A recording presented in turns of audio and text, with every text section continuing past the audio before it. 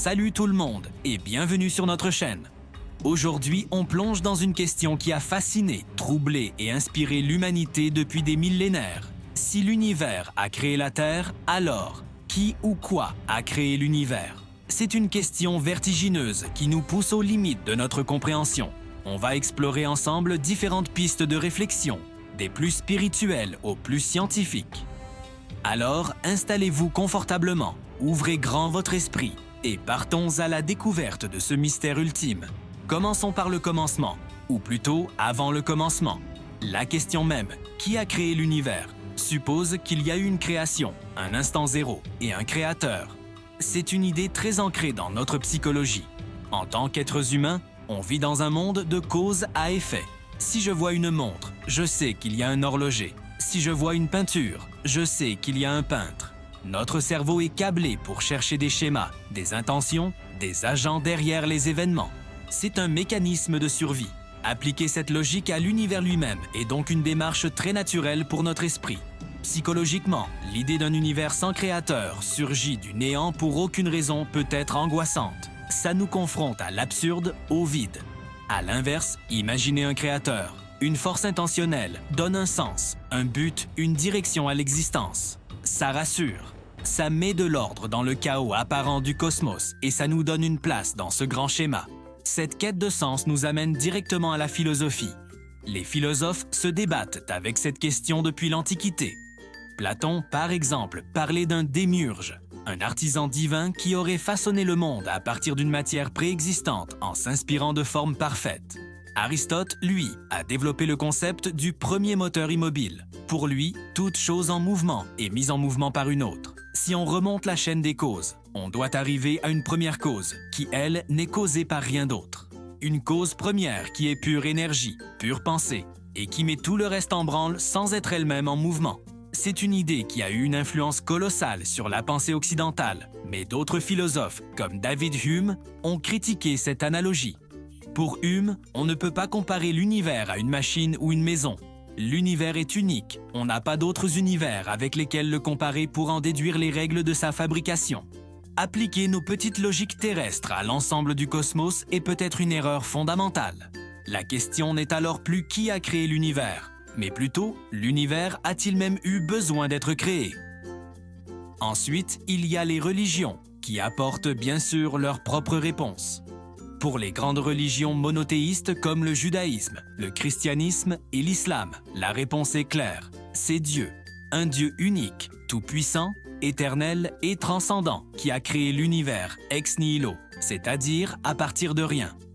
Le livre de la Genèse commence par « Au commencement, Dieu créa le ciel et la terre ». Cette affirmation est un acte de foi, une révélation. Elle ne cherche pas à être une explication scientifique, mais à donner un cadre spirituel et moral à l'existence. Le monde n'est pas un accident, il est le fruit d'un amour et d'un projet divin. Dans les religions polythéistes, comme dans la mythologie grecque ou nordique, la création est souvent le résultat de batailles, de conflits ou de naissances entre des dieux primordiaux. Le cosmos émerge du chaos à travers les actions de ces puissantes entités. Dans les spiritualités orientales, comme l'hindouisme ou le bouddhisme, la perspective est encore différente. L'univers est souvent vu comme cyclique, avec des phases de création, de préservation et de destruction qui se répètent à l'infini, orchestrées par des divinités comme Brahma, Vishnu et Shiva.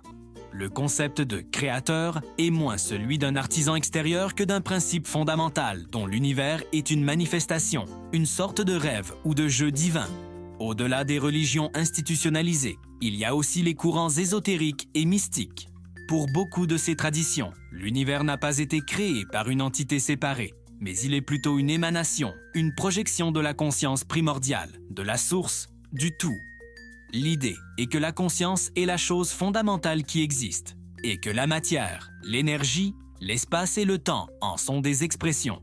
L'univers serait donc la conscience elle-même, en train de faire l'expérience d'elle-même sous une infinité de formes.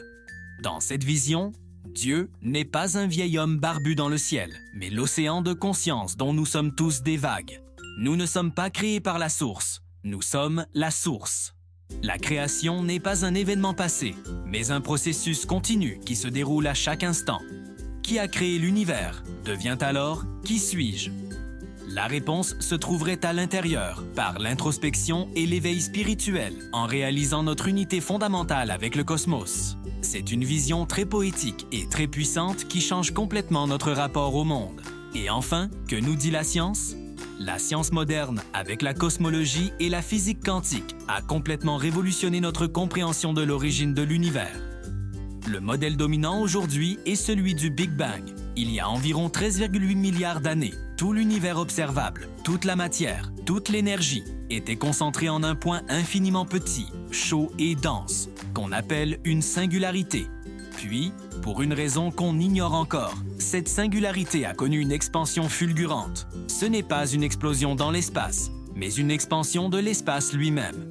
C'est ce qui a donné naissance au temps, à l'espace et aux lois de la physique que nous connaissons. Mais attention, le Big Bang ne nous dit pas ce qu'il y avait avant. La question même de avant le Big Bang n'a peut-être pas de sens, car si le temps lui-même a commencé avec le Big Bang, il n'y a pas d'avant. C'est comme demander ce qu'il y a au nord du pôle Nord. C'est une limite conceptuelle. Alors, la science répond-elle à la question du Créateur? Pas directement.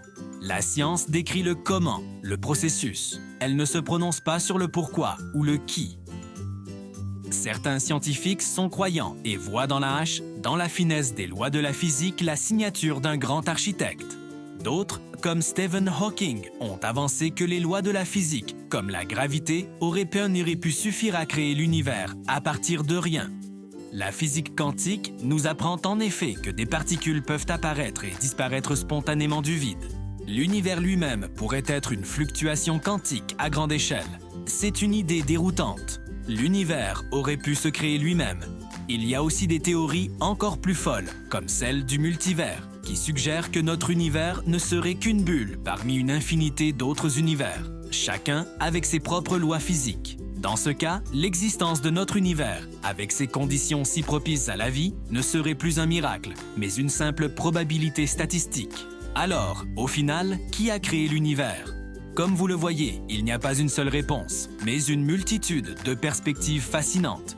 La réponse que vous choisirez dépendra de vos convictions, de votre sensibilité, de votre rapport au monde. Est-ce un créateur personnel et aimant? Une loi mathématique impersonnelle? Une conscience universelle dont nous faisons partie? Ou peut-être que la question elle-même est mal posée? Peut-être que l'univers n'a pas été créé qu'il euste, tout simplement dans un cycle éternel ou une existence sans cause. Le mystère reste entier et c'est peut-être ça le plus beau. Cette question nous pousse à explorer, à apprendre, à nous émerveiller. Elle nous rappelle notre ignorance, mais aussi notre incroyable capacité à sonder les secrets du cosmos. Quelle que soit votre réponse, cette quête de sens est ce qui nous rend profondément humains. Voilà pour ce grand voyage aux origines de tout. J'espère que cette exploration vous a plu et vous a donné matière à réfléchir. Quelle est votre opinion personnelle sur le sujet? Croyez-vous à un créateur, à une cause scientifique ou à autre chose?